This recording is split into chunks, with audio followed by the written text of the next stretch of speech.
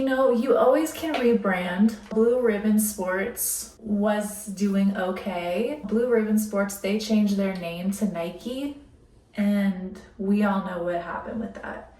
So I told myself, I was like, listen, very worst case is don't put too much pressure. You can always change the name in the future. It's actually not set in stone. Just creating this business and getting as far as creating a name and doing this, Chloe, I'm so proud of you.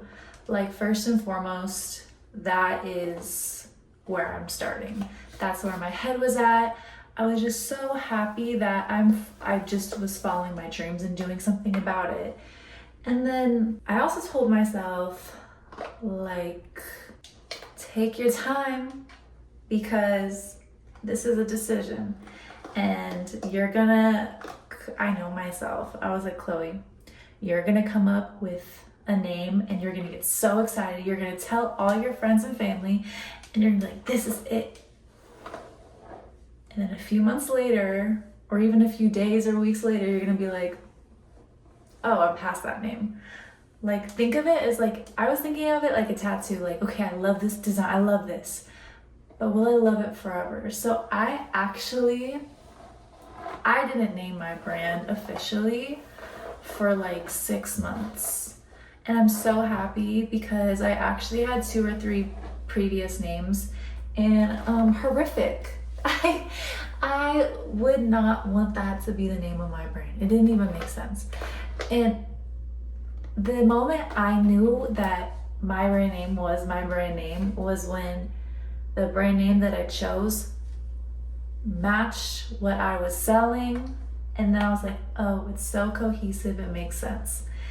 And so let me kind of talk to you. I'll get back to that point in a minute. But I kind of went through everything. I went through like the dictionary. I was Googling words. I made a notes app that just had a long running list of cool words that I thought. And I just was going back and forth with all these options. And I remember I was like, wait, slow down. All the YouTube videos I hear and all the books I read are always like, I had my aha moment when I was relaxed and would let everything come to me and I wasn't so like thinking about it, it just came. And so I was like, let me not even have to learn that lesson. Let me just take that advice now. And so I was on a walk with she's no longer with us.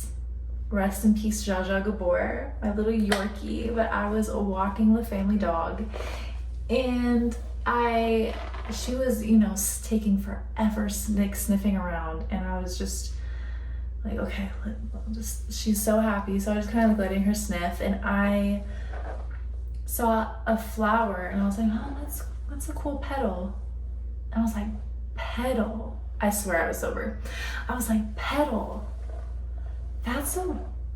I never really hear that word anymore, petal. And I just kept saying petal, petal, petal. And I put it in my notes app. That's why I think designers like Tom Ford are so brilliant, because Tom is one and the same, where his designs are so great because they're masculine with a feminine sex appeal. And that is me to a T in how I design. So I was like, okay, I'm very in the middle, masculine, feminine. And I was like, my brand name needs to kind of speak to that. And then I was like, no, let's just be so direct and so just like on the nose, feminine and masculine. And I was like, okay, well, let me make a list of all the things that are feminine, all the things that are masculine. And I made 2 running lists, and I looked at my other list from my notes app, and petal was on there. And I was like, oh my goodness, petal is fragile and soft, and she only opens up in the morning when the sun's out. She's so particular. Like, that is femininity to its peak. Like, petal. And then chrome is hard, it's an industrial material. And then I took a step back and I was like, oh, do you guys want to know what my thought was? Because because I always would say, oh, this brand is me, this is a brand is an extension of me. And Petal and Chrome, PAC, my initials are CAP. So they were literally my initials, but backwards. And I was like, this brand is me, and this is such a sign. And, you know, I was a little worried that like, well, there's chrome hearts. But I was just like, I'm not gonna let the outside influence me. I'm really in my own lane with my designs, with my marketing. I'm really take pride in being original and not copying. And so I was like, I don't copy, I know that for a fact. So I just kind of knew in my heart that it would work. I was like, no, I'm so in my own lane that so what if I have like one word, whatever. People can get over it. People will also just start to know Petal and Chrome more and more, and it won't even be the same in other people's heads. Get out all your ideas, and they're all gonna be bad and not good in the beginning, or they'll be all right in the beginning, or you think that they're the best, and then down the line you're like, oh my god, I can't believe I thought that was good. So take your time, and then blue ribbon turns to Nike, you know? And you know, Nike was the Greek goddess who like carried the torch to victory or something like that. And so it's like, oh, well, that makes sense for the name and the brand of what they're doing. And that's how I felt with me. Petal and Chrome makes sense because it's soft and hard, feminine and masculine. Also, I was really smart when I did this too, and I knew it immediately. I literally am Petal and Chrome. I gave myself 2 motifs for branding. Petal and Chrome. I literally can just make everything silver. And if I need some detailing, I can put flowers and flower petals on everything and it's on brand. I don't even have to try. Like, that's when I was like, oh, this is great, because I love setting my future self up for success. And so when I literally came up with those 2 motifs, I was like, oh my gosh, I'm always gonna have something to fall back on. Genius for that.